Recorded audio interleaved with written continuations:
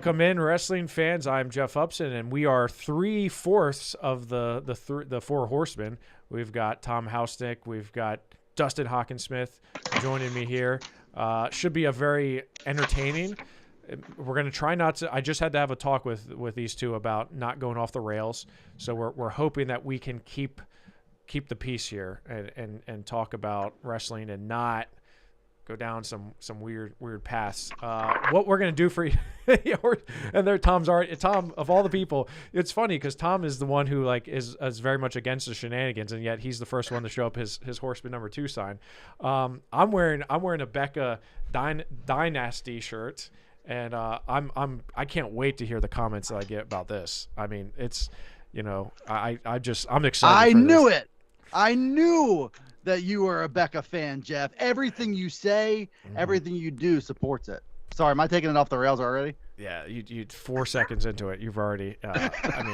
You've already derailed us. But yeah, Becca's. I'm a fan. What can I say? I'm a fan of the way they wrestle. I'm a big fan of Colin Rath. Then Horseman number 3. There you go. Thank you, Dustin. What we're going to do is we're going to dive into both AA and AAA in District 3 and District 7, kind of go through what the results were and what we what some of the things that stood out to us. And let's start right out of the gate, Dustin, at 107 pounds in District 3 AA. We talked about this on our last show last week, and our question was, can Will Dieter, can he keep it close with Aaron Seidel? I think we found out our answer, right? It was a 13-0 thrashing from Aaron Seidel. So, there's that, right? Yeah. I mean, to me, it just reestablished it feels like Aaron Seidel and everybody else at that weight class, not even just in District 3, but in the rest of the state. If this kid who was 32-0, who has done a lot of freestyle and Greco and off-season wrestling. He's not, in terms of his wrestling experience, he's not really a freshman. If it's 13-0 against him, it's just tough to imagine Seidel running into a whole lot of resistance on a statewide scale. I'll admit I'm wrong if that proves to be not true, but this was another reinforcing thing that Aaron Seidel is king of that weight class. Yeah, I mean, you're absolutely right, Dustin. I think that clearly shows where the bar is set, right, with him. And because Will Dieter, I mean, that was his first loss of the season, right? And it was utter domination for him. Switching over to District 11 AA, Tom, and we also talked about this a little bit off air. I mean, the way the seedings work in District 11. There may have been surprises, but in actuality, there weren't that many surprises. And really, it starts at 107 with Birkenstock from Notre Dame Green Pond winning the title at 107 pounds. Thoughts on 107, Tom? That was probably one of the most dramatic finals we had. There wasn't much drama. Birkenstock again looked like he was beaten, down 3-2 with about 7 seconds left, and desperation move, he gets the takedown and 2 back points right at the buzzer. So, but again, I think his scheduling, who he's faced, his competition, state duels, he's just gotten a whole lot better in a short period of time. He was the 4th seed. Again, you base it on strength of competition, he would have been a no-brainer number 1 in my book, and he showed why. I think that really paid off. Notre Dame's schedule really helped him a lot. He was thrown to the wolves when Aiden Smith bumped up in the last month or so, and I think that's really starting to pay off for him, and his confidence is really, you could really see that there was no panic in him, despite the fact he was losing that whole match.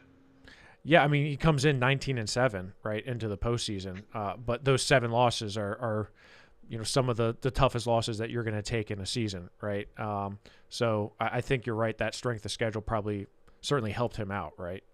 Yeah, there's no question. Again, I don't think we have any. He's not top 3 or 4 in the state type of kid, but now he's at least in the conversation, and he's going to be wrestling in Hershey for sure.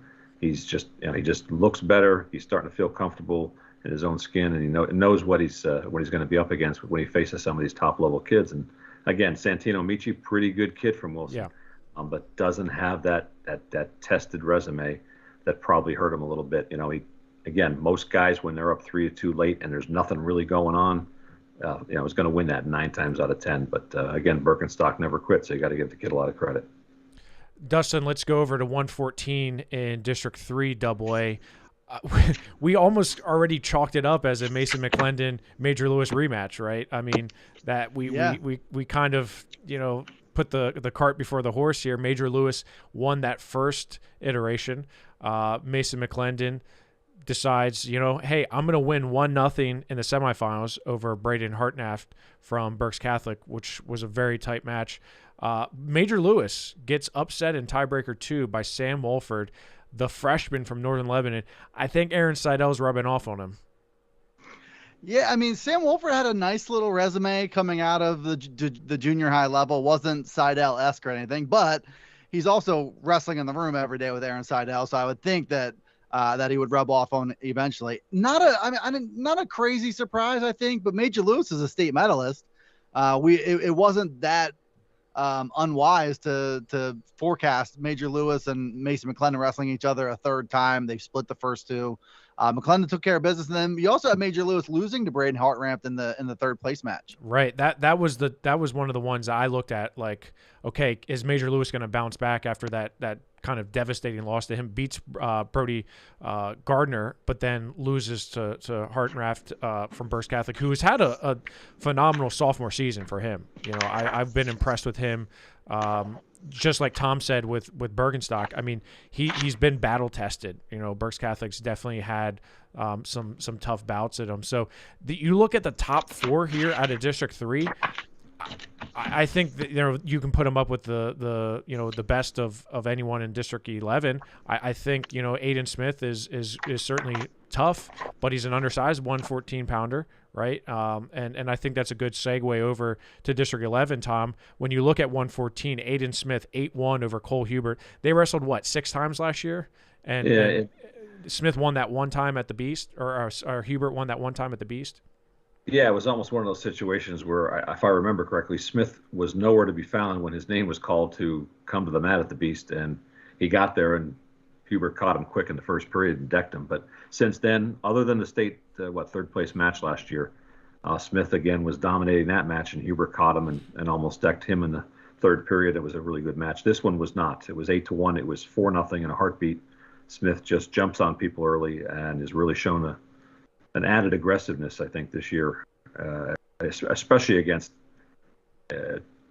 people he feels like he should hammer. And he's always going to have that little twinkle in his eye when he sees Cole Hubert on the other side of the circle. So it's no surprise that he jumped on him early. Now, we've seen Hubert respond. He's had that happen to him a couple times, even in state duels.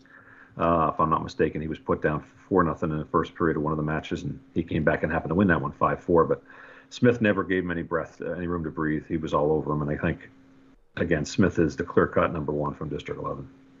Yeah, I would agree with you. And when you look at the bracket, actually, I think Aiden Smith may have one of his toughest matches in the quarterfinals with Hartnaft. That's a tough quarterfinal match to have right out of the gate. And then he could see Sam Wolford, right, who just knocked off a state medalist himself. So 114 on the bottom half is pretty loaded. Mason, like you said, Dustin, Major Lewis, Mason McClendon in the quarterfinals, 114 pounds in the regionals. I mean, that's 114. And I understand, like, the two from District 3, Lewis and McClendon, are developing, a little rivalry sense about them with each other. That'll be fun. Yeah. Let's go up to 121 pounds, Dustin, in District 3. We had Jackson Rush from West Perry win the title in pretty comfortable fashion, 7-3. I was looking forward to seeing how he was going to do because he has been so solid for West Perry this year, and he didn't disappoint. Yeah, he's having a really, really nice year. He's improved quite a bit. I think you have him number 5 in the rankings now. I think his mentality has shifted a little bit. He's more aggressive. He's more confident. He fully shook out the freshman in him last year, and he wrestled enough big time matches that he should have. So this goes as planned. I think that the 2 finalists were as planned. Cale Quigley from Susquehanna had a nice little tournament, beat Julian Zaragoza in his opener, and then wrestles the whole way through and gets third place in that bracket. if you look at District 11, it's kind of the same old story here. We've got Saucon Valley versus Notre Dame Green Pond. This time around, it's Aiden Grogg from Saucon, a sophomore, who wins over Cooper Feltman. Tom, this is another classic example of these two just banging heads, and not really surprising to see these two in the finals. Now, the gap between number 1 and 2 and District 11 2A and the rest of the field is just enormous. But one thing I will say here, Grogg won, but this is an example, Cooper Feltman, an example of how some of their, I don't say second level kids, but this is not Garcia, Smith, or Compton, or even Bryson Vaughn for that matter. This is what, that next level kid who found a way to keep it close and gave himself a chance at the end. He didn't win, but this was one of a couple matches I thought where Saucon would be in control early and often, and that wasn't the case. They had a chance. He had a chance to win. Feltman, I don't think he's getting on the state podium, but these kids with all their, going through state duels, going through the grinder of their schedule that is not the Colonial League. These kids are battle tested, and they're not going to be, awestruck by the moment or a familiar foe that they know is better than them. And again, 3-2, I really thought this would be, an 8-2 match, or one similar at least to 107 or 114 where we saw Smith widen the gap on Hubert. But again, it's Saucon won, and that gives again, they may wrestle again, who knows where. Yeah, I mean, they absolutely could. And if you look at the bracket, the regional on 121, Gage Botero sits at the top. He's pretty comfortable there. Jackson Rush on the bottom half. But yeah, I think you can look at a Grogg and and Feltman, say they definitely have a chance, right? But it's and they could probably wrestle again, right? I think we're talking clearly in the regional consolation somewhere. Right. Again, because those are two pretty good hammers you mentioned earlier. That's the reason why they're top seeds, and they've been dominant most of this season. Going over to 127, Dustin, kind of a very similar theme here. Berks Catholic, right? Marvin Armstead from Berks Catholic, a junior, right? A lot of underclassmen here for Berks Catholic. Very impressive tournament for him. He comes out and gets an 11-1 major over Owen Lehman of Northern Lebanon, who's a senior with a lot of wins under his belt. But then he beats a really, really impressive freshman, Hayden Andrus from Bermudian Springs, beats him 6-3. What can you tell us about Armstead, and is he just peaking at the right time? Well, I think peaking at the right time, and I think the cut to get down from 133, I wasn't sure he was going to do that. So he comes down, and I think, battle tested seems to sum it up. And Hayden Andrews has a really, really bright future. And if he and Marvin Armstead wrestle each other again at regionals, there's a pretty decent chance of that at some point along the way. Maybe he gets him back, but Armstead has wrestled tougher competition, especially down the stretch here late. And I think there were some guys who really benefit from the team state tournament runs that their teams went on, and to kind of get a gauge of where they stand against statewide guys. And Marvin Armstead, it's a really good win for him. The semifinal over Owen Lehman to major him 11-1 was a good win for him. I also wanted to shout out a kid by the name of Bryce Heffenfinger from Susquehanna. He's a buddy of mine's nephew who 2 weeks in a row, this time in an elimination match, he was down 10-0 to the kid from Eastern York and pinned him with about 5 seconds or so left. At sectionals, he was down 10-2 in the final minute and reversed him and pinned him. So this time it was a blood round affair. He got 7th place, and he just kept wrestling, and he reaped the rewards. But it's, to do the same thing to the same kid 2 weeks in a row, who happens to be a senior, his last experience was getting pinned when he was leading 10-0, and that's tough, man. That's Susquehanna power right there. That's what that is. That's Susquehanna. It's all that's hay bale power right there. It's a shame you couldn't get any of that. On the wrong end of a hay bale or two along the way, and he's flipped them, and this is what he's got. Yeah. What happened to you then? That's what I want to know. Well, I did no manual labor whatsoever. Hayden Andrus also had a big-time win over Jacob Desher of Brandywine Heights. Beat him, I think 12-3, right? Yeah, majored him. So, I mean, he's a guy who's not too shabby either, right? 127, Tom, in District 11. Just shut up, Dustin, for a second. Tom, we gotta keep it moving here, all right? Horseman number 3. I'll never be number 2. You'll never be. 127. You know who's not number 2 is Colin Ramsey from Penn Argyl, a freshman really, I mean, he started off the year with a bang, right? A couple big wins for him, and he's just kind of quietly continued that throughout the season. He gets a fall in all 3 of his matches to win the title at 127. Tom, is he a threat for making a deep run? What makes him dangerous is that he had little expectations of himself. His big goal was to win 20 matches this year.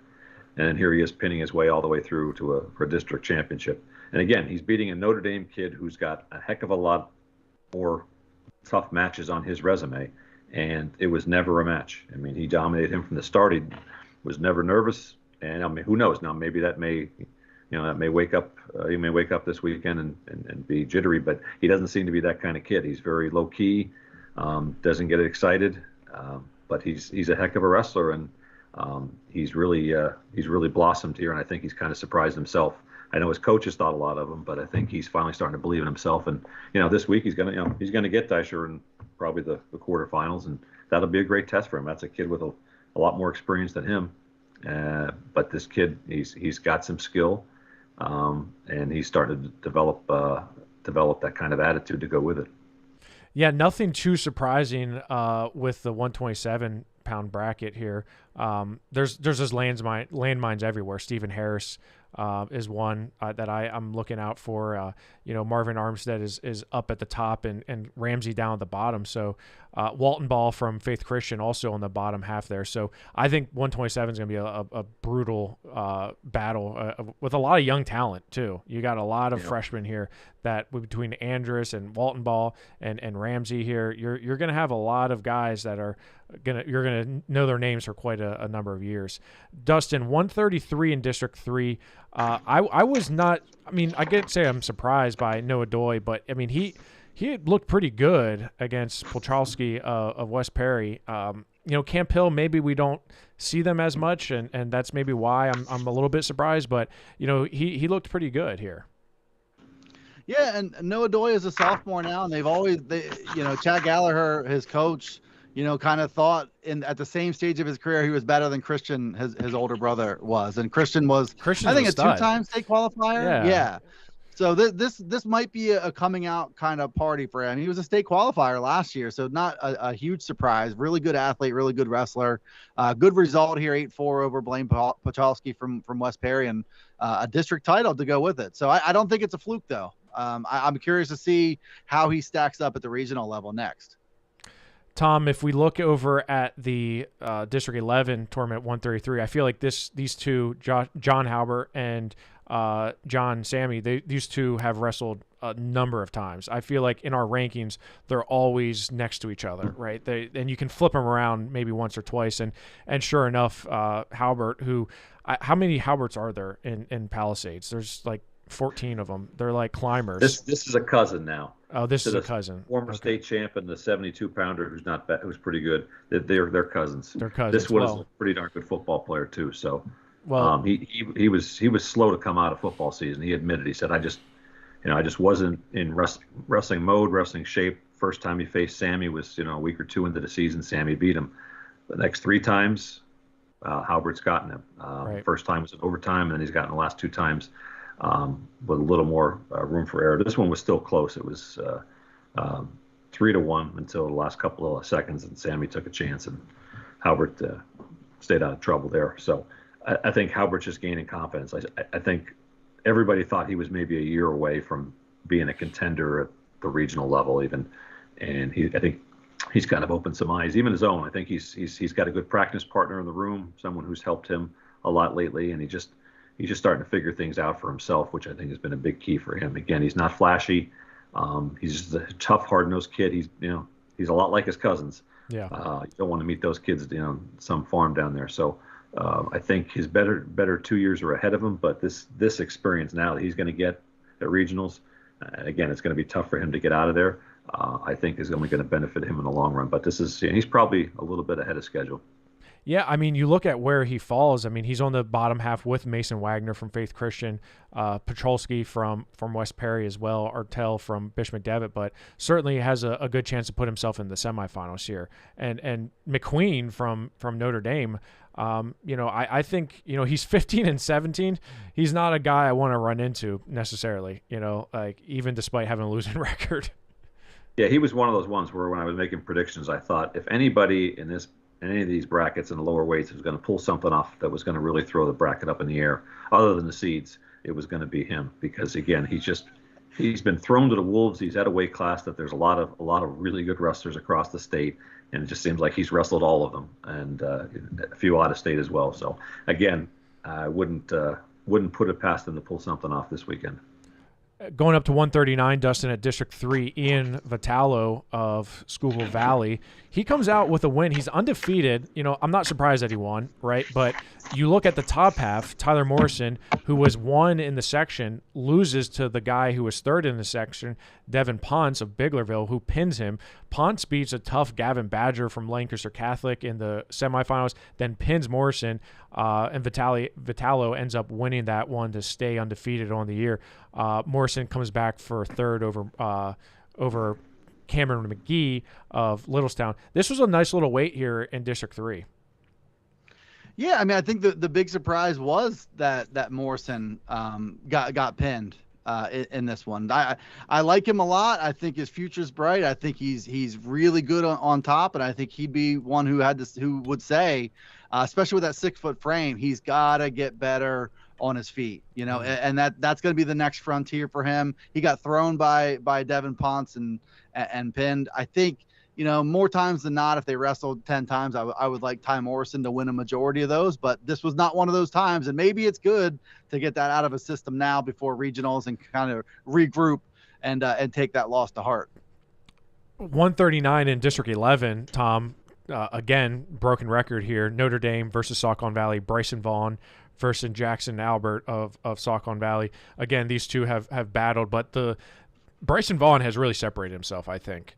As a senior on the Notre Dame team, comes out with a 6-0 win over Albert. I think he's really starting to separate himself. I don't think there's any doubt about that. He was always that funky guy that you never wanted to roll around with. He had just enough skill to scare you at any point. But now he's stronger. He's a lot more confident. I know that, and he's definitely just believes in that he can win any match. And this is 6-0. It was a decisive 6-0. Mm-hmm. I mean, in the last couple matches that Albert and he have faced each other, that's the way it's gone.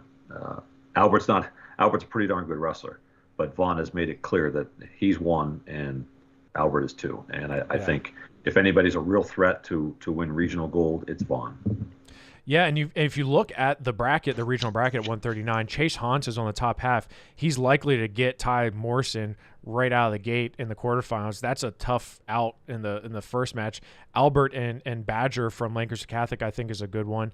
Vaughn shouldn't have too much of an issue getting to the quarterfinals, but Ricky Horger from Conwell Egan is someone I'm really high on. So that bottom half is pretty stacked, if you ask me. Let's move up to 145 pounds, Dustin. In District 3, we had, let me see here, make sure I have the right one here, 145. Oh, yeah, that was Ryan Lawler from Bishop McDevitt. Complete and utter domination. My gosh, was there a wrestler that was more impressive than Ryan Lawler? Tech fall. 23, 17-2, 15-0 in the finals over Tucker Seidel. Ryan Lawler is just... He's a juggernaut right now.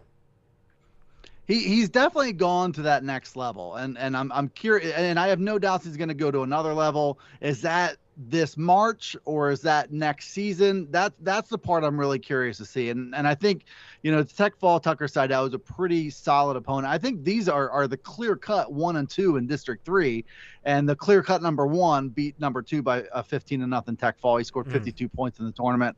So he's gotten a lot better. He was a really good kid at Newport as a freshman. He's definitely gone to another level. And I think he can contend for a state medal, but he's got to keep wrestling like this in order to get there. And on the flip side, Tom, in District 11, complete and utter domination. Not surprising, Vince Bazakis, 16-3, major decision. Another Notre Dame versus Saucon match here. Any takeaways from here? I would say the gap is pretty large. Gavin Fair comes back to take third after an early round loss. So, it's nice to see him come back. And he was the second seed, right? And he lost to that. Again, that goes back to how terrible the seeds are in District 11. I mean, was an 18 seed. So. Yeah, that's what are we doing there? So he rattles all the way back to finish third. Yeah, I mean, that shows a lot for Fair. He's one of those kids who he's gotten better each year. Again, they're a lot quicker. There are a lot more skilled wrestlers out there, but he's gonna fight and claw your way. Which is, again, he and Riefenstahl are very similar. Mm-hmm. Riefenstahl, would like to punch you in the head if he can get away with it. He's just a tough, hard-nosed kid who loves playing football, and the reason he missed most of the season is because he insisted on going a live defensive drill as the starting quarterback in week 9 and had shoulder surgery. So he had to sit and watch state duels, but I had no doubts he was going to make his way back. And again, he had issues in the state duel preliminary round against McDevitt. I mean, his shoulder was still weak. He was not in wrestling shape yet, but he's made good strides here in the last couple of weeks. And for him to get to that final, I was pleasantly surprised that he made it. I mean, you're facing Fair, your second match out of the gate, and he happens to win that 3-2. So I think that just shows you those two guys are pretty evenly matched, but the gap between those two and Buzakis is significant. Well, and if you look at the regional bracket, Riefenstahl, I mean, he actually is on a pretty decent side of the bracket, if you ask me. Because on the bottom half, you have Buzakis and Lawler, Tucker Seidel, and on the top half, you have Stein from Faith Christian, who's I think a clear number 2 behind Buzakis. So Riefenstahl could find himself in the semifinals here. It's quite possible. I mean, like I said, he did surprise me a little bit this week, and he and Fair, Fair's got to run into Stein right away. So that'll be a tough task. Yeah, that's your reward for finishing in third and winning 5 in the wrestlebacks. Here you go. 152 pounds. Nolan Ziegler of West Perry, a former state medalist at one time, comes out and gets a sudden victory win over Carmine Lenzi of Berks Catholic, a young sophomore. Again, this Berks Catholic team is so young and so talented. Ziegler, he had a nice win over Kobe Moore of Camp Hill in the semifinals, really dominated him. Dustin, is this one that we could see again this weekend? I would expect it. They've had an interesting series. Carmine Lenzi ended Nolan Ziegler's season last season. Mm-hmm. Ended it prematurely, so there's a bit of a chip on the shoulder there. They've had a weird, you can't really predict how things are going to go. He was pinned by Lenzi. I think he had a pin over Lenzi in the series, and then this one is 2-0 in sudden victory. So you don't really know what's going to happen there. Two candidates, though, and these are the way things tend to play out. That we'll see each other. Maybe they see each other in another blood round match or something like that. Whether it's at regionals or states, but I fully anticipate that they will see each other again. Tom, I mean, geez, this is a broken record. 152. What did we have here other than a Notre Dame and Saucon Valley finals match here against two guys that are very familiar with each other in tiebreaker 2? I mean, was this an exciting match? It was, because you always felt like something big was going to happen. I mean, Scrivenich always is looking for that big move, right? And Keegan Ramsey, to his credit, and we talked about it earlier, one of the earlier weight classes with Notre Dame, this is a mid-level guy who just wrestled smart and kept himself close in the match. He went beyond regulation, right? And Scrivenich had a reversal in the tiebreaker, and that was the only offensive points of the match. Which, if you tell me Liam Scrivenich wrestles 40 times, there's going to be a lot of scoring in most of those matches. But Ramsey was defensive-minded from the start, and he hung in there and fought off everything Ramsey had. I mean, there was a couple of times it looked like Ramsey was going to get him in the third period, but didn't happen. But to Scrivenich's credit, he didn't panic. He didn't try something silly. He got himself in overtime and still found a way to win. Again, he's had some matches this year and even at state duels where he probably should have beaten someone more significantly, but just didn't get it done. But he did win. So that's all it's about at this point, is just sort of survive in advance. But again, just shows you how far Ramsey has really come in a short period of time. The one thing I noticed at this weight is the gap between 1 and 2 and the rest of the field was really wide. These two were significantly better than the rest of the field here. And when you look at the regional bracket, there are landmines basically everywhere. You have Hayden Mann from Conwell Egan on the top half, Carmine Lindsay as well on the top half. On the bottom half, you have Wider Moyer from Faith Christian. You have Keegan Ramsey, Connor Leonard, Nolan Ziegler. So there's there's definitely a lot of parity here. I think there's going to be a lot of good battles because I don't think you have quite like the other weights a clear number one, right? I just don't think you can say yeah this person is 100% the favorite, unlike some of the other weights that we have talked about. 160 in District 3, Dustin, Jagger Gray of Trinity, Justice Hockenberry Folk from West Perry. These two have gone at it a whole bunch of times here. Jagger Gray comes out on top again this time around. That's 2 in a row. He beat him last week as well. I think last week was 1-0.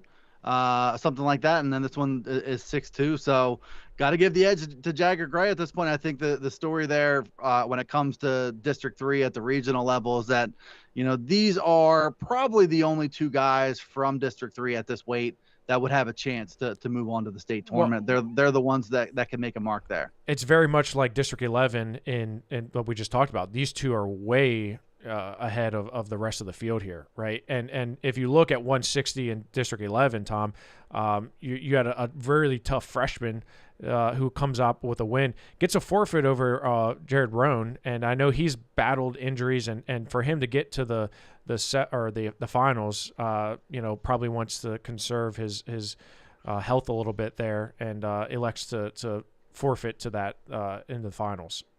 Yeah, I wouldn't want to see Saucon Valley's medical bills these last 2 years. It's just been absolutely insane. I mean, it's a laundry list of guys every year, and yet here they were battling to the top 8 in the state, and they won it last year with that miraculous final against Notre Dame. But this Fugazato from Northwestern, I really like him. And I look at the regional bracket, I see a lot of seniors and juniors, so I'm very anxious to see how he responds to more experienced guys. But I mean, in the semifinals against Joey LaPenna from Notre Dame, who again, he missed about 6 weeks with an injury, so he hasn't had a lot of experience, but he did last year. So he was losing to LaPenna late, and LaPenna was getting orders from his corner about what to watch for. And before they could finish that sentence, bang, Fugazato hit him with exactly what they were warning about, a big move, and he pinned him in the third period and got to the final, and obviously Roan forfeited there. So again, if Roan can keep his body in one piece, he might find his way through. But I'm anxious to see Fugazato and how the freshman handles that bracket with a lot of seniors and juniors, a lot of guys with experience. I don't know if that was planned or what, because 160, he's in a much better spot than Fugazato is. In my opinion, he is. If you look at the top half, LaPenna and Jagger Gray likely going to see each other in that quarterfinal match. That's not one I'm missing, right? I'm going to keep an eye on Gray and LaPenna, because LaPenna certainly could be brewing an upset there. Roan, I think, has a good path to the semifinals, right? Fugazato is going to have to go through Justice Hulkenberry Folk from West Perry if he's going to get there. And then you still have Sigolski of Faith Christian on the bottom half there. So, I mean, maybe they knew something. I mean, I doubt that, but it's a tough draw for the freshman. Yeah, if Roan wrestles smart and stays away from the big mistakes, which has been a thorn in Saucon's side this year. When they make a mistake, it turns into 6 for the other team, and it happened to team states that probably cost them at least another match. But if Roan wrestles smart, he has the skill set, and he just has that little bit of twinkle in his eye that comes from dad and granddad. Yeah. So he's got a chance. Going to 172, Dustin, in District 3, it seems like these two have wrestled 1,000 times. Lucas Lawler from Bishop McDevitt continues to just have Gabe Davis's number, right? I mean, I think of Gabe Davis's 5 losses or 6 losses, I mean, Lawler's got at least 3 of them, right? So just same old here. Yeah, I think I'm pretty sure they wrestled each other in the regional blood round last year. Lucas Lawler won there to qualify for states, and then they've wrestled now 3 times at team districts, and then the first 2 legs of the postseason. And there's just not been. I think Gabe Davis and Lucas Lawler are similar guys, but I think clearly Lucas Lawler is better at the things that Gabe Davis is also trying to do.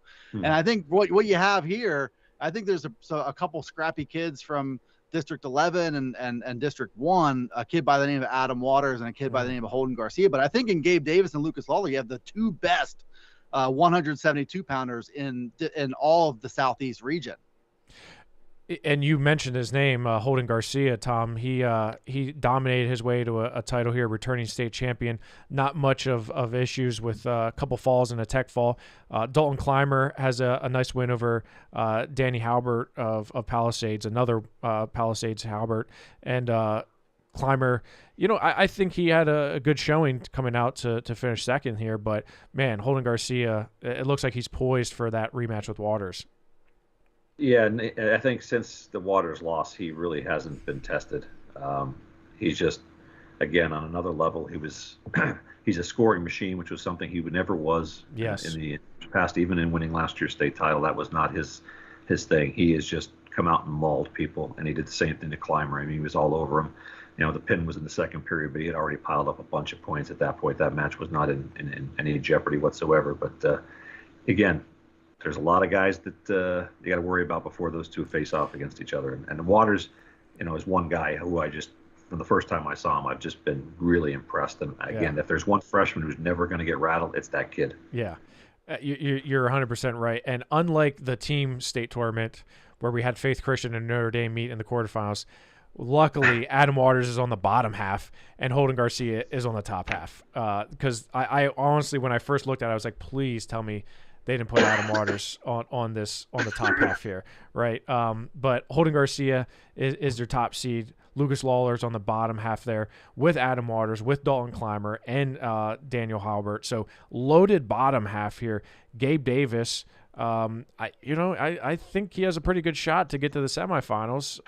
Shamir Davenport from Belmont Charter is not bad, but I think Gabe Davis is favored there. So kind of interesting how the second place in one district gets a little bit of an easier path than the others, right? And I guess it is what it is. Dustin, let's go up to 189. Another Bishop McDevitt Crusader with domination here, and that's Jake Guilfoyle. 3 pins to win the title here, including a win over Carter Enders and a fall over Clayton Erb from Northern Lebanon. Just complete and utter domination. Well, the real test begins now. He was clearly the class of this bracket at 189 pounds. He's got some good wins this year, but next stage here in a bracket with Jake Jones and Jacob Scheib, this is where we find out is Jake Guilfoyle, is he on par with the other Jakes? So we got a series of Jakes battling it out, and I really like what Guilfoyle is doing, but this will be the big test is doing it against guys who are more native to this weight class and who have done it before. So that we'll learn a lot about all 3 Jakes this weekend. It's technically it's Jake versus the Jacobs. It's Jacob Jones and Jacob Scheib. So I mean it's Jake trying to fit in with the Jacobs. In District 11, Tom, Jacob Jones has the 7-4 win over Scheib, who I feel like's been around for 4 years already, and maybe longer. So. But that's probably because of Danny Scheib as well. But yeah, this was an interesting weight because you had Lucas Miller as well, and Scheib, a state qualifier, and Scheib beats him by fall, and Jacob Jones, returning state runner-up, ends up winning the 7-4 match. Again, this is clear number 1 and clear number 2 versus the rest of the field in District 11. But Jones had at least break a sweat for this one. He hasn't gone 6 minutes very often. I don't know. He broke a sweat in the heavyweight match at Team States. Well, I think that was the other guy sweating on him, but he was 280, so that was the reason. But facts. Jones has really impressed me in this particular match because Scheib was on the attack, not fearful of getting caught in one of those patented Jones moves, but and really tried to take it to him and tried to pick up the pace. But Jones, to his credit, not only had the stamina, but his defensive skills were pretty strong, and he was able to finish and counter a little bit against Scheib, who was, like I said, he was pretty aggressive. And I think that was a good match for both of them because Jones is incredibly strong and is always looking for something upper body as fast as he can do it because he's got a date or something. But and Scheib is pretty athletic and is like his brother is pretty strong. So It's a good combination for him. I think both of those two have big expectations for this weekend. Well, if you look at the weight there in the Southeast Regional, Jacob Jones is on the top half. You got Carter Enders there as well, Clayton Erb and Lucas Miller. I don't think there's going to be much of an issue for Jacob Jones. It's really Jake Guilfoyle and Jacob Scheib that I'm looking for. But Jason Singer, another J, is also sitting there. He's not a freshman I'm going to look past either. If I'm Jacob Scheib. So yeah, it's the battle of the Jacobs and Jakes, Dustin, as you so eloquently put. 215, Brody Klein from Berks Catholic really impressed me. He had a nice win over Tucker Painter, 3-2, and then in sudden victory beats Owen Hutchinson, who had a great section the week prior, right? So and Mason Kuiper from Biglerville, I thought looked good, getting a win in the quarterfinals and coming back for fourth. So what would you take away from 215 pounds? Well, good for Brody Klein. This is his third straight trip. He's a junior. He's been in the district finals 3 years in a row. First time he's won it. He beat two big athletic kids at 215. That answered some questions for me. So 3-1, he beats Owen Hutchinson in sudden victory, and he beat Tucker Painter 3-2. You knew who the top three and probably the top four guys were. You knew that Brody Klein was a favorite, but I didn't have him as a heavy favorite. So it was good for him, probably good experience too, that he had to battle it out with some of these, some of the more bigger athletic 215 pounders that he'll see. Going over to District 11, Tom, we almost had a Saucon Valley Notre Dame match here with Jared Blobe and Fisenmeier, but it didn't happen. Their medical bills at Saucon Valley are continuing to go up. Yeah, I really, if there's one guy that really breaks my heart, it's Fisenmeier. He's a kid who's been asked to be a 172 pounder, wrestling the 285 last year, and this year wrestling the 215 and 285, and just does it with, hey, no big deal. But I kind of caught up with him with a hand injury in team districts, and he just hasn't been right since. He missed all the team states, and he's obviously there's still a problem there. And on normal days, he's beaten Nico Carastilla, who's a pretty good freshman from Schuylkill Haven. I think he's got a bright future. He's pretty well put together. You wouldn't, if you look at him, you wouldn't think he's a freshman. But again, I think 9 times out of 10, and healthy, when he's healthy, Fisenmeier wins that match, and he wrestles Blobe again for the 10th time. 10th time, right?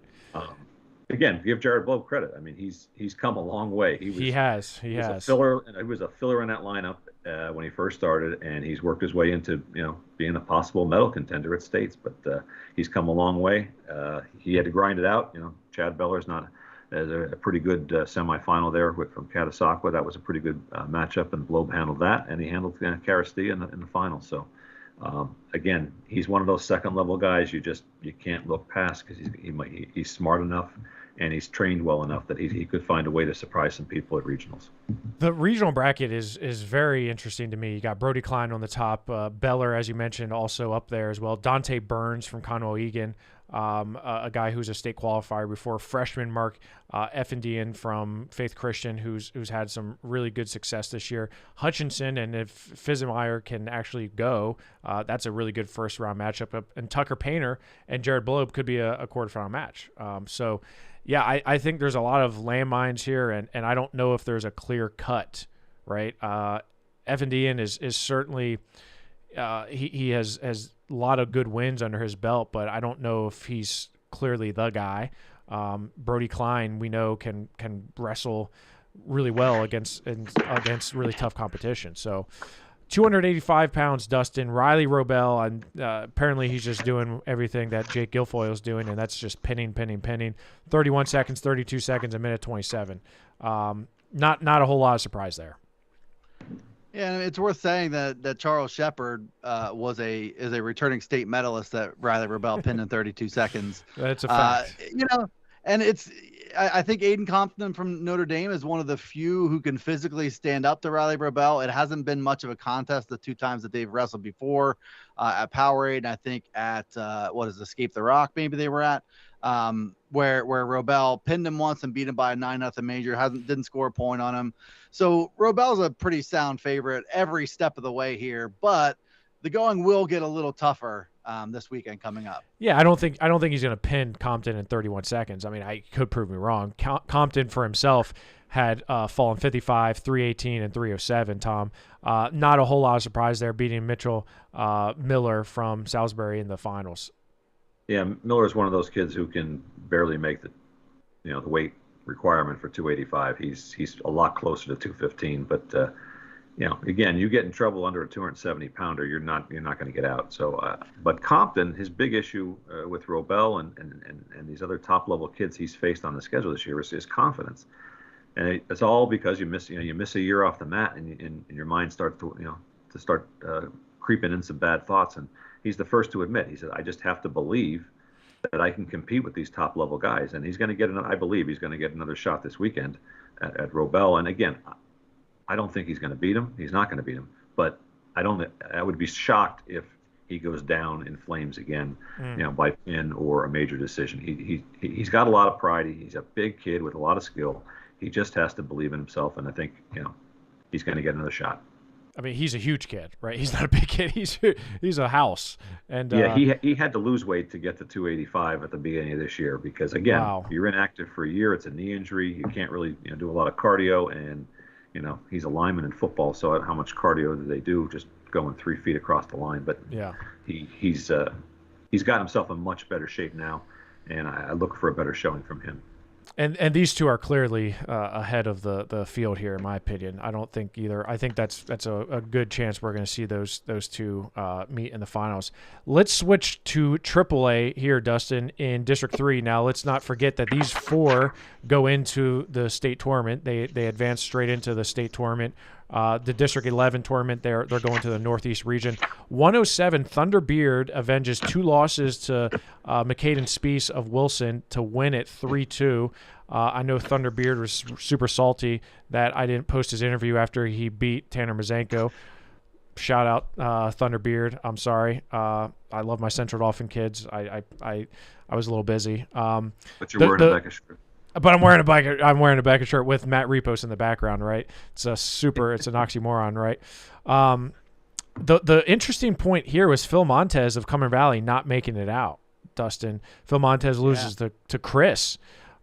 Chris from Elko, who beat him 15-6. Yordi ends up beating Justin Adams from York Suburban and finishes third here. Kind of a weird weight. A lot of flipping going on here. The top three, I would have picked Speece to beat Beard going into it. They had wrestled twice before, overtime before. This one almost played out like the first matchup that they had where, in this one, Beard led 3-0 in the third period, started the period on top, and was committed to ride him out. But Speece was so active, he drew 2 stalling calls and 2 stalling points on Beard to close the gap to 3-2. And there's about 20 seconds left off a restart. And now it goes from him riding as a luxury to now riding and it being mandatory. And he didn't get dinged again. But the first time they wrestled, it was sent into overtime because of a stall call on Beard. So these two are really, really close. So I think, the fact that Speece got him twice before isn't indicative of how close they really are. They are close. Yordi, I think, clearly the third best in this district. I think with Phil Montez, a little bit, maybe it's a semi-slide situation, falling down, getting majored by Ashton and Chris. Credit to him for sure, but I think Montez would love to have that match back. Well, in District 11, Tom, we had a huge shock, right? The 10th seed comes out of nowhere, ends up winning the whole dang thing. Right, and major decision in the final. Go figure. Dillard, man, he. What do you think of him? I know you've seen him a few times. What are your thoughts? Yeah, I like him.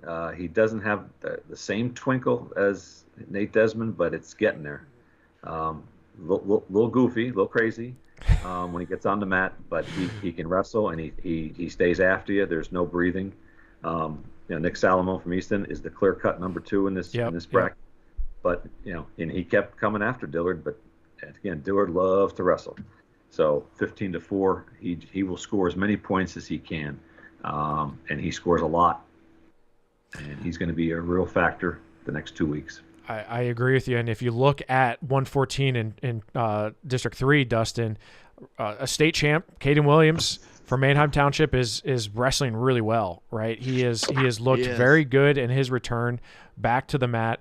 He's undefeated, 19-0, or excuse me, 20-0 going into the state tournament.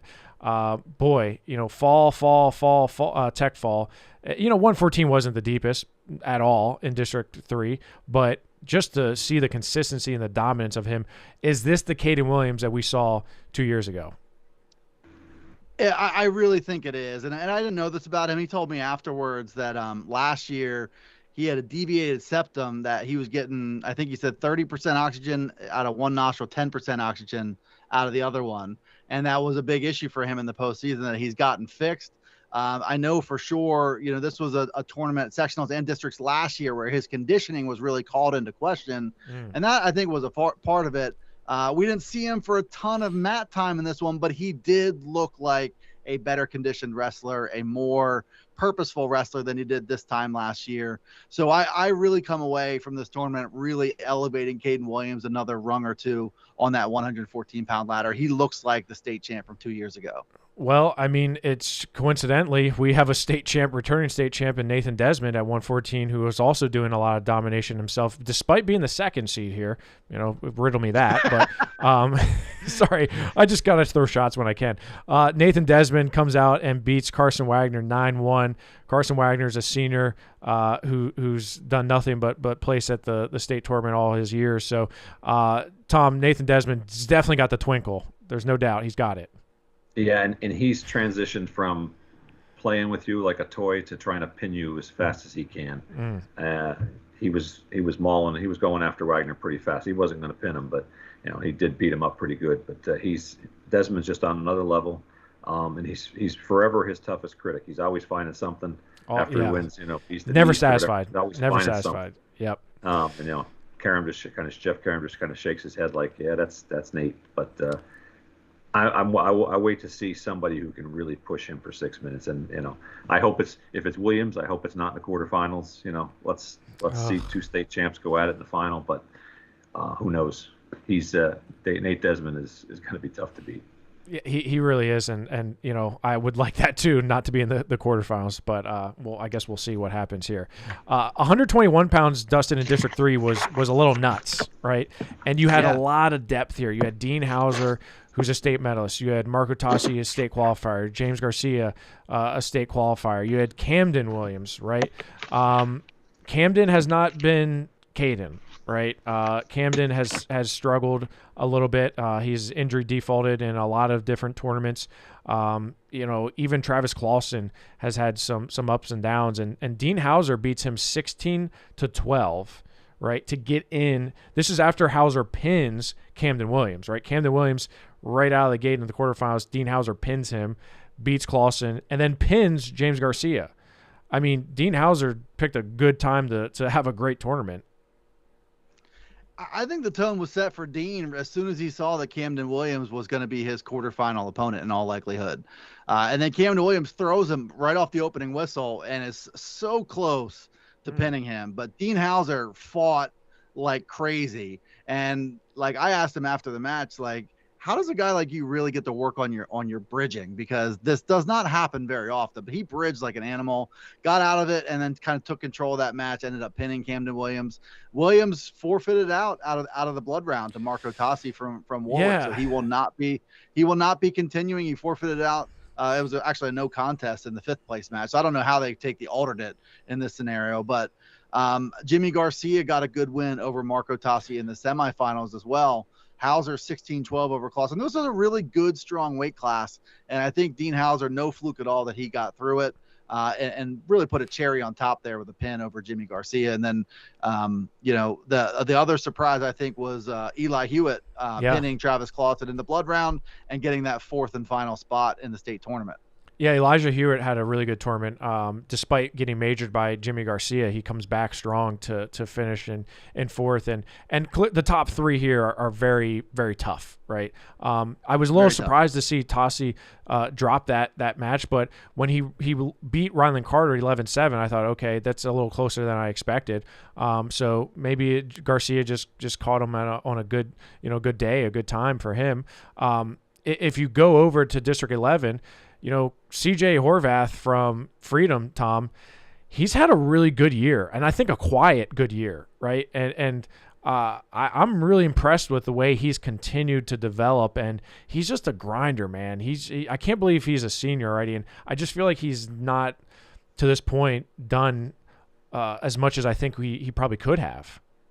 Yeah, he's one of those kids who had great expectations for himself and had a hard time dealing with failure. I mean, everybody loses in this sport, and it's how you handle that. And I think he's struggled to handle that. He struggled in big matches that he was capable of winning, and would just find a way to come up short. And the way Coach Anthony Marino explained it was, if he doesn't get a shot and a takedown in the first 15 seconds, he feels like he's failed, because all he wants to do is go. And against really good kids, you're not going to get that most times. And he's finally figured out that it's a marathon. And the 6 minutes, he's got to just pick his spots against quality kids. And ironically, his season turned around against Garcia at the Bethlehem Holiday Classic. It did. He was losing early. He was flustered. Admittedly, there was some horrific officiating in that match. And it just seemed like this is another one of those, here we go. He's going to lose by a point or two, and it's going to be another frustrating run for him. But he turns around. He finds a way to get to overtime. He beats him. He had 2 other 1-point wins to win that tournament.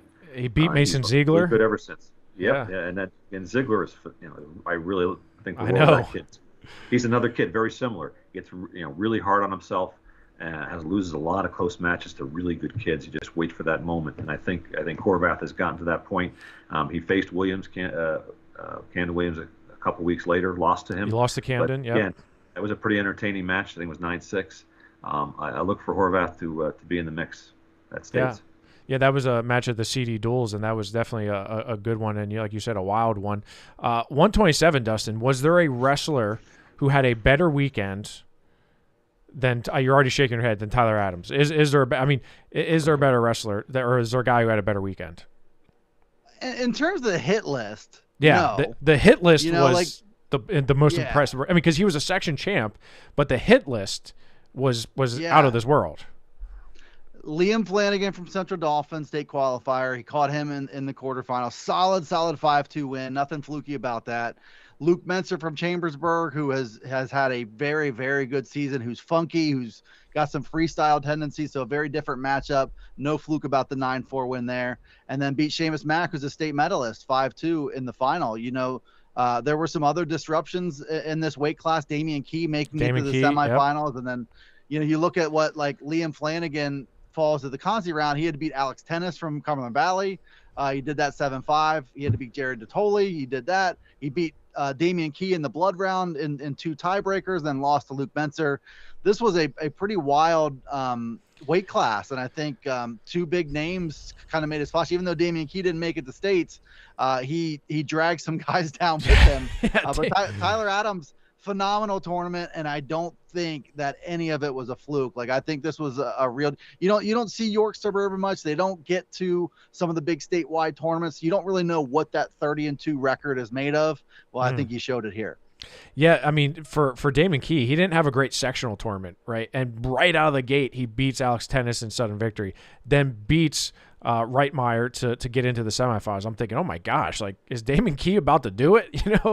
And Tyler Adams is kind of doing the same thing, right? 2 Section 4 guys just grinding it out. Liam Flanagan had to claw and fight to get to that 4th place finish. My gosh. I mean, he didn't have an easy match, really. I mean, he had to beat Luke Morley, who's not bad, lost to Adams, then came back, beat Tennis, beat DeToli, beat Key, and then lost in a very tight match to Menser. I mean, hats off to Liam for coming out there, but 6 really solid guys here. I agree with you. Damon Key, Tyler Adams, definitely the takeaways here for me at 127 pounds in District 3. In District 11, you looked at the bracket and you said, okay, everything pretty much went as expected. Shane McFillan from Bethlehem Catholic gets to the finals, has a few good wins. In overtime, beats Ben Finelli from Easton, and then beats the top seed Connor Dempcher from Pottsville. Tahir Parkins comes out, and I think Tahir is starting to look like the Tahir we saw at the Cumberland Valley kickoff. He's starting to get back to form, and I think the cut down to 21 just wasn't in the cards, and I think him up at 27, Tom, I think that's really is going to help him. Yeah, and there's no doubt. I think that's a stress reliever too for the Nazareth coaches to not have to worry every time he gets on the scale. But he was looking really good right through until he got hurt at the Beast, and from the time he's come back, he really has gotten better. He's been much more aggressive than I thought he was last year. I thought he was. Again, I had high expectations for him. Reading and hearing so much about him, that maybe it was unfair, but I didn't think he had reached his potential as a freshman last year. And the way he lost at States was probably not what anybody expected at Nazareth. But I think he's peaking now. He's again proven that he can go 6 minutes, and he wants to keep going after you. And he's pretty slick. So I like his chances when we get to States. Yeah, I mean, you said it. He had been wrestling so good up until that injury at the Beast. I mean, the Cumberland Valley. I mean, he's the only person that beat Brent Hare this year, right? I mean, and Brent Hare has just been dominating state champs and everybody who's come across him. And to hear Perkins beat him, and then he pins Zach Arusso. He pins Zach Jack, and then gets hurt, and then you're like, oh my God, is this layoff really going to hurt him? And then he misses weight at the team states, and you're thinking, Is this imploding in front of us, right? So I'm happy to see him kind of gear it back together. He was at our tournament, the Surge, wrestled really tough there, wrestled Mason Gibson, and just a really tough kid. I really like Tig. So 133, Dustin. Another really impressive tournament here, I would say, for Jared Fulton of Solanco. He also, when you look at the hit list, he had to win a lot of tough matches. He had to beat Clay Kozer from Lower Dolphin, who's a pretty tough wrestler who beat Jake Mitchell the week prior. Pins him, right? Then he beats Eli Bounds, a state medalist, 8-2 to get to the finals, but he doesn't stop there. He beats Rocco Fratelli from Northern York in the finals 3-2. That was a huge performance for Jared Fulton out of Solanco. Yeah, I think, Rocco Fratelli had a couple situations in that final where he could have reasonably asked for a takedown. First period, and as time expired in the third, he handled it well. He didn't really badmouth anybody, but Jared Fulton clearly earned his due, beat some really good guys along the way, and was pretty decisive in doing it. So, yeah, good weight class, and I think Jared Fulton was not who I picked to come out of there. But if you look at this the quarterfinalists in that weight, you have some really, really known commodities in that group. So no matter how things shook out, you were going to have to win 3 tough matches to win this thing, and Jared Fulton did it. Yeah, I mean, and maybe we were unfair for not, counting Jared Fulton in. I mean, he's a state qualifier last year. He battled Matt Repos a couple times, and maybe and you also, I mean, we failed to mention Levi Snyder from Spring Grove, right? Levi Snyder, he doesn't even place, right? Levi Snyder loses to Bounds 8-5. Jake Mitchell reverses a decision. So Jake Mitchell lost to Kozer last week at the sectional tournament, beats him this time around, and then loses to Bounds to take fourth. Levi Snyder loses to Kozer 8-7. So yeah, it was kind of a funky weight here, but Jared Fulton, really impressed me.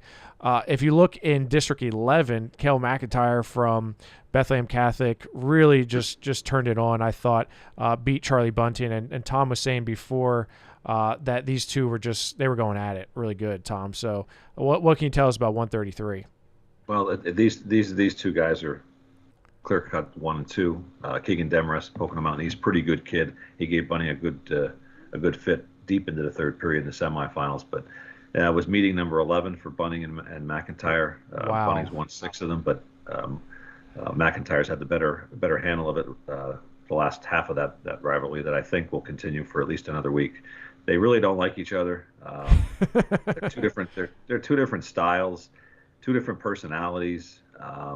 But put them opposite each other, and it's like Dante Frenzy and Braxton Apello all over again. They're not going to get to the 14 times they met, but it's going to be close. And these two, again, it was 4-2, and it went down to the final whistle. I think, if I can remember, every one of the 11 matches has been like that. It's just been a grind right to the last whistle.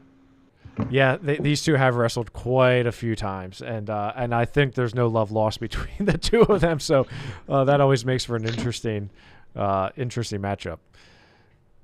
No doubt, and like I said, I think they would like to meet again. I think they'd like to meet twice. twice more with a lot more at stake. I'm sure they do, right?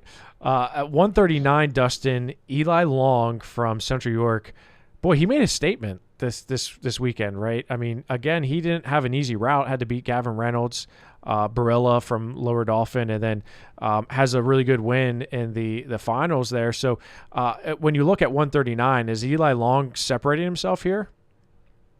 Oh, in this weight class for sure. I mean, I think the only one who really gave him a match was Gavin Reynolds, who's just a tough guy to beat in general. Yes. Big, strong kid for 139. He ended up getting third here. Good performance by him. Really good performance all season long for him. But there was no question Eli Long was the class of this weight class. I don't think there was much of a question that Gabe Bakaitis was going to get out of the bottom half. He had to work for it, though. That's for sure. And then Eli Long just delivered that statement there in the finals. And I think he looks pretty well prepared to make a run at a medal at States.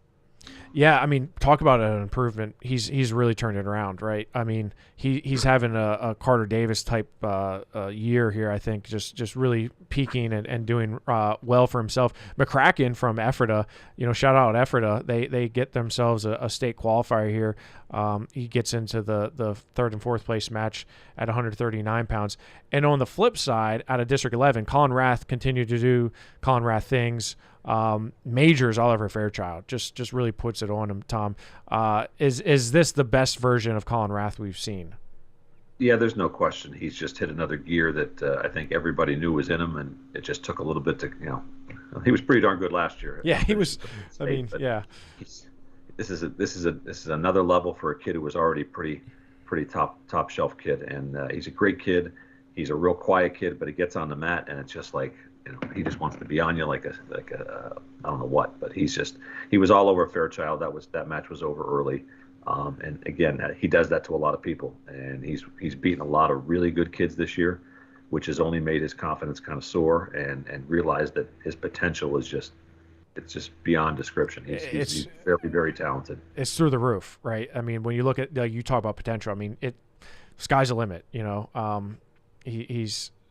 Someone joked, they're like, yeah, Jordan Burroughs, watch out, Colin Rath's coming, right? I mean, he's just sky's the limit for him.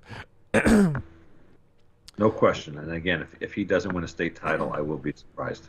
Yeah, I mean, and look who's in his weight. You got two state champions in his weight, and you're still saying, Tom, that you'd be surprised because you have Dalton Perry and Pearson Manville there, right? Yeah, and again, he's just. Again, if everybody says this, if he wrestles his best, no one is going to beat him. No one's going to beat him, right? But when you're facing other guys, you're not guaranteed to wrestle your best. They have something to say about that. So he's going to have to really bring it at States for sure. 145 in District 3, Dustin, Matt Repos. And you had a nice little article on Matt Repos. And what's so incredible to me, and obviously being a Central Dolphin guy and being a thesaurus of Central Dolphin wrestling history, I was surprised that Matt Repost was the first Central Dolphin wrestler to win four District 3 titles.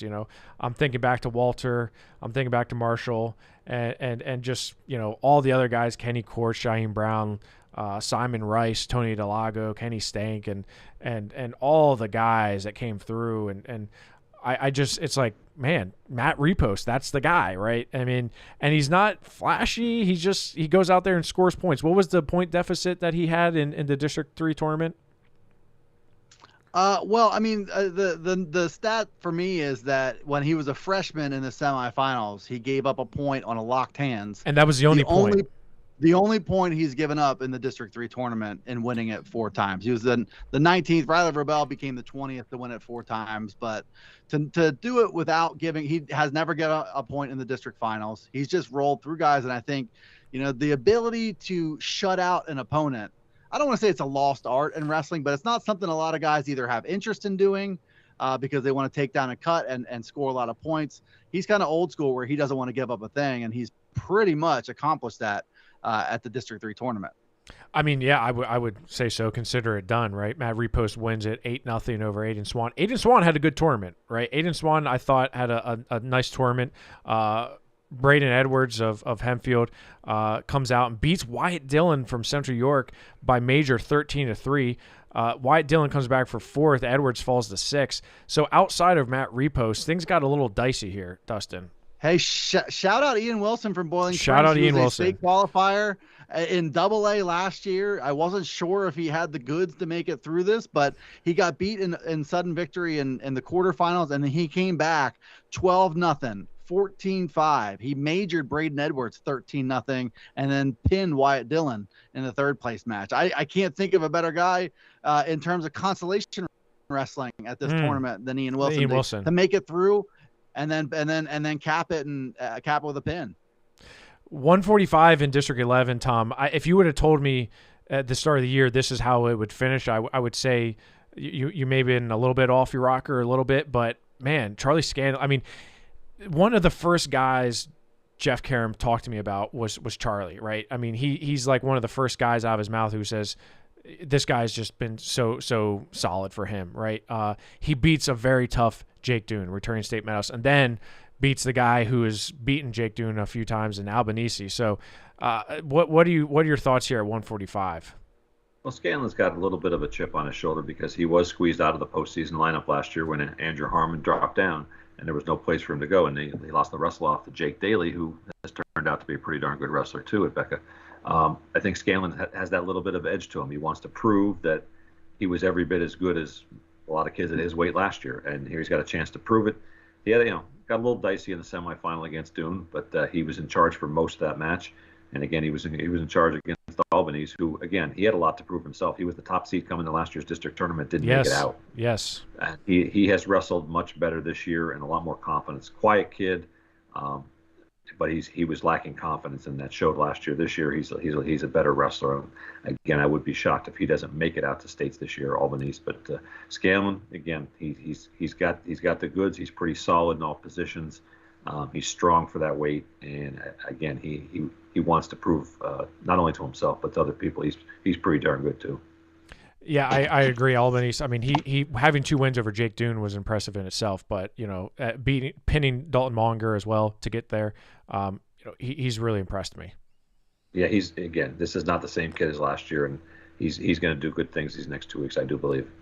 152 in in District 3, Dustin. Is there a deeper weight class than 152 in District 3? Ryan Garvik, state runner-up, right? You have Carter Davis, state qualifier. Michael Dugan, 2-time state third. Griffin Gonzalez, returning state medalist. And Gabe Belga as well. So Ryan Garvik ends up winning it, beats Belga 5-1, and then beats Dugan 4-1. That was a really good match, and I thought Dugan and Gonzalez – I mean, Dugan really opened it up 9-2 over Gonzalez. I mean, Gonzalez was the talk of the town last year, and Dugan comes back, and Belga comes back and beats Gonzalez. So just a weird weight here. But Ryan Garvik, I mean, is he the guy here? Well, he's kind of wrestling. He looked to me to be in as close to top form as I've seen him this year, and he needed to be, really when it comes down to it. This was one of those weight classes, 5 out of the top, I think 16 guys in the state. One guy was going to be the odd man out. It happened to be Carter Davis, but Carter Davis falls down to consolations. Gabe Belga loses to Ryan Garvik and has to beat Carter Davis in the consolation semis just to earn a spot at the state tournament. He was the odd man out. Similar situation last year. Belga has always been and Caden Dobbins wrestled. Yeah, Belga's always been the odd man out. It was good to see him power through that, and then he beats Griffin Gonzalez in the third place match. Good tournament redemption wise for Michael Dugan. He looked like himself again after getting beat up pretty bad by Belga in the sectional finals. Just didn't have enough. Ryan Garvik can just kind of funk and scramble, and he stays pretty poised in situations. And he tilted Dugan for 3 in the third period. Yeah, Central. We know a little bit about tilting, Dustin, from Central Dolphin. Yeah, we do. 152 in District 11. Tom, it's late. Let's not go off the rails. All right. I know you were thinking about doing something there. Condomiti. He has a nice win over Jake Daly. Jake Daly is. I mean, I thought that one was going to be.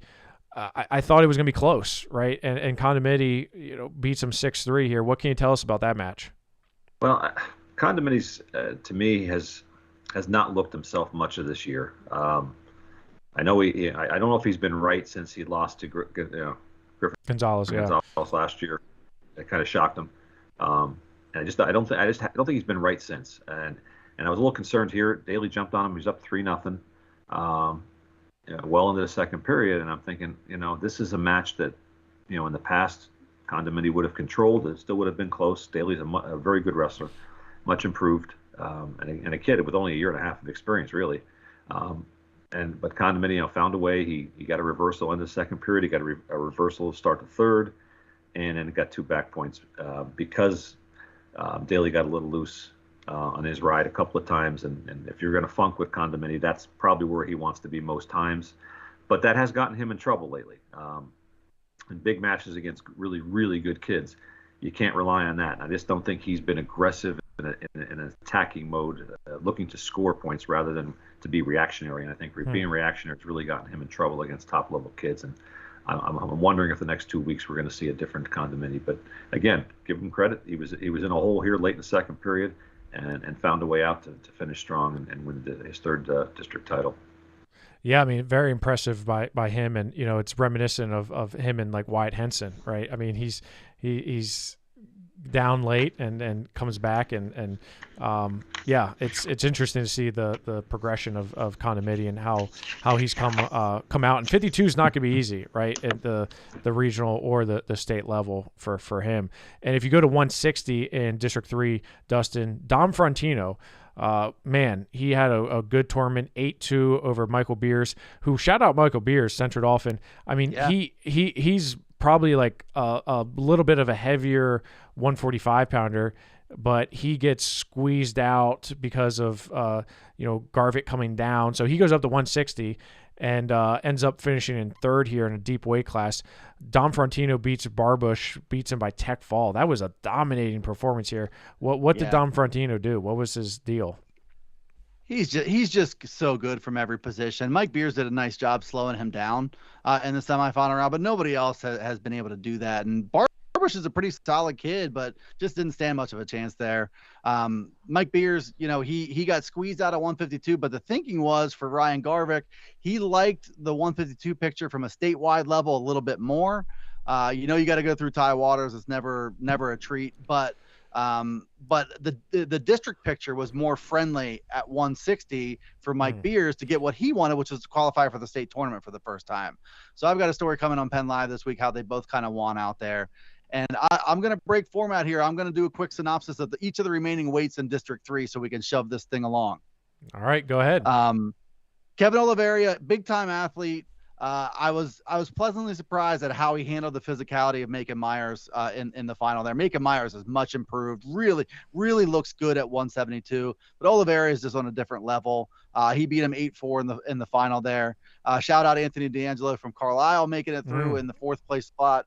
Huge showdown at 189, probably the biggest showdown of the tournament. Tucker Hogan, unbeaten, returning state bronze. Cole Bartram from Northern, who got 8th last year but has wrestled much, much better this year.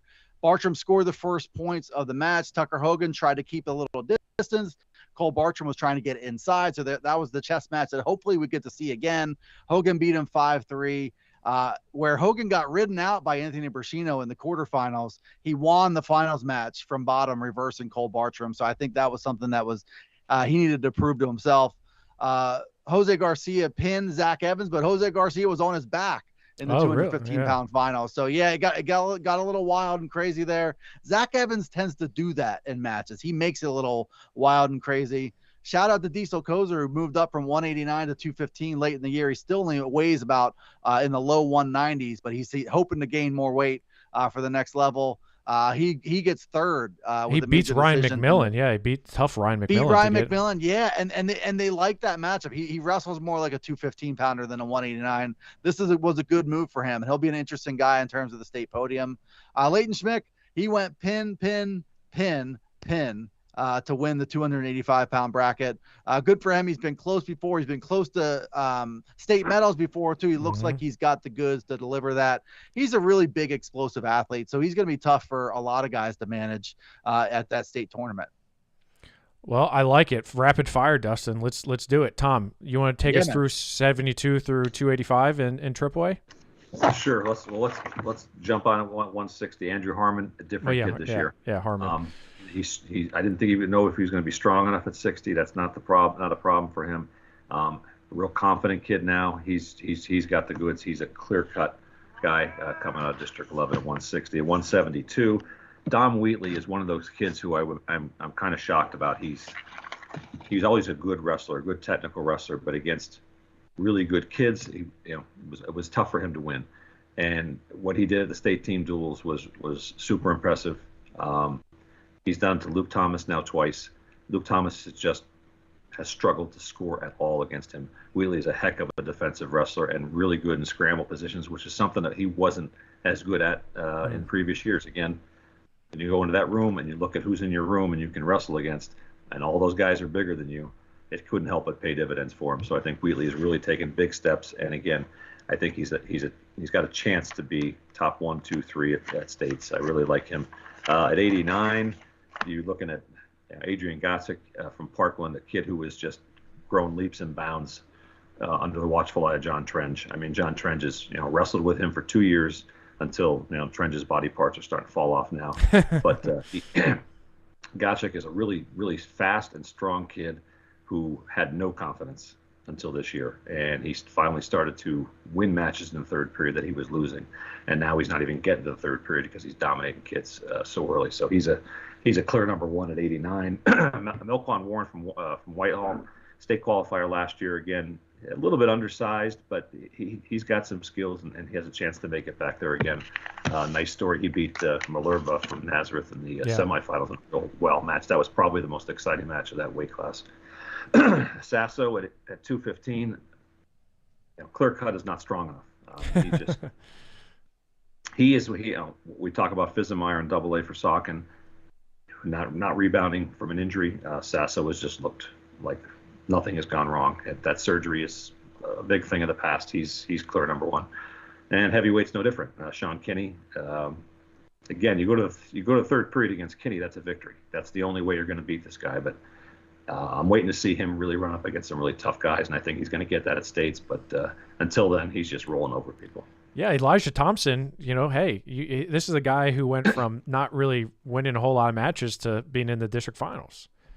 Yeah, I mean, you got to give that kid credit. I mean, he's come a long way from his freshman year when he had no idea what he was in for. And now he's made it to the third period, against Sean Kinney. So something to put on your resume. Yeah, absolutely. Well, guys, I won't keep you any longer. I really appreciate you joining me on the 3/4 of the Horsemen. Mitch had the invite last week, so we got to load up for next week. So you go get your rest. But a lot of good stuff going on this weekend. Dustin, you must be I guess you're going to Dubway, but and Tom's got his weekend booked up here, and we're gonna have War Up tomorrow for Greg and I on War Up. And again, appreciate you guys jumping on. For Tom Housenick and Dustin Hockensmith, I am Jeff Upson. Thanks for tuning in and watching in to the Power Hour featuring the 3/4 Horsemen. We'll see you later, guys. Yeah, I'll hang up the sign. I know